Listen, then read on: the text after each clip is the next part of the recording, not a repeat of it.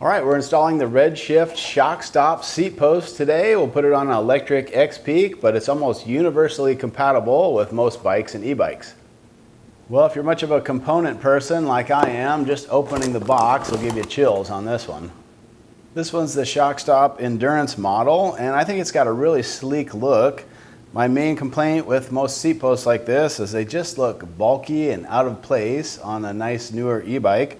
It has a little cover on that too. It's called a fender, and that's magnetic, so you just drop that back in place. Really nice feature.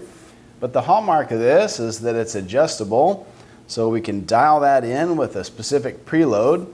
Plus there's a secondary spring we can add if you want a little more resistance.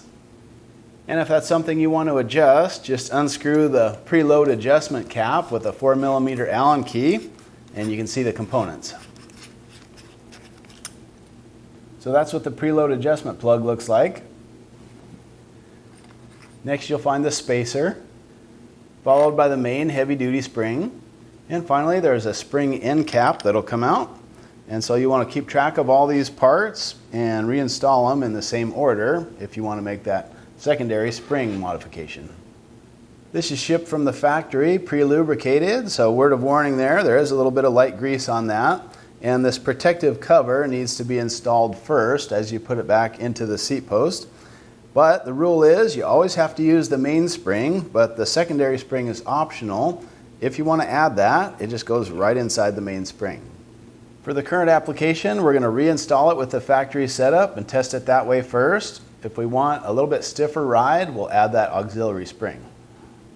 Now when putting the parts back together, if you find that it doesn't insert as far as it did initially, basically not enough to get the end plug back on, it just means that the first component you put in is on its side and it's not laying flat. So we'll just drop that in again and get it to lay flat this time. Get that started by hand. Then use that 4mm wrench to adjust the preload as desired. There's a little printed scale on there, and refer to the owner's manual as to what settings to start with and then adjust it as needed. And I'm just going to put mine at about a preload of 1.5 for starters, and we'll see how that feels. And naturally that tension will feel very stiff by hand, but don't judge it until you have it on the bike. This will be replacing a somewhat basic shock post, and what I don't like about these is they don't feel very supple, and also you can be riding along on flat ground and all of a sudden the seat post will drop, and even once you adjust the preload, it just never seems like you can dial them in right. This is a saddle off of an Aramo Scrambler 100, and just like any seat, you're going to lose the bracket to install the Redshift post. I'm always interested in weight of the components, so let's quickly compare these before we install the new one. Looks like the old post comes in at 1 pound even. And now the SHOCKSTOP, and that comes in at just 1 pound 1 ounce, so I think for the extra supple ride, that's well worth the trade-off. Just loosen up the 2 bolts underneath and you'll be able to slide that onto the saddle rails. And I like to use a little bit extension. It's a 4mm Allen key, and you can tighten things up by hand and then put it on the bike to make final adjustments. Now the bike we're installing this on has a fairly unconventional 31.8 seat post diameter, but luckily Redshift has a nice adapter for that. So if you get the 27.2 post and the 31.8 adapter, that'll work just fine. I like these because they're a full 4 inches long. That'll give you a nice solid install and you'll never know it's there.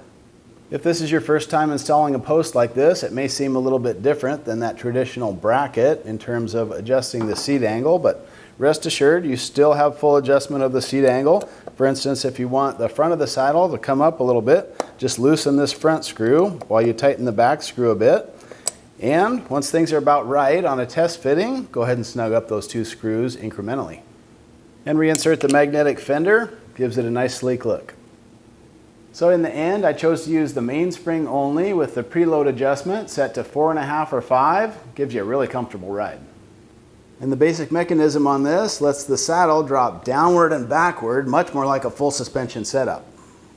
So after giving this Redshift SHOCKSTOP a good test, I honestly can't believe what a difference it makes. If you want to feel like you have a nice velvety ride and turn your hardtail into what feels like a full suspension bike, this is the one to get.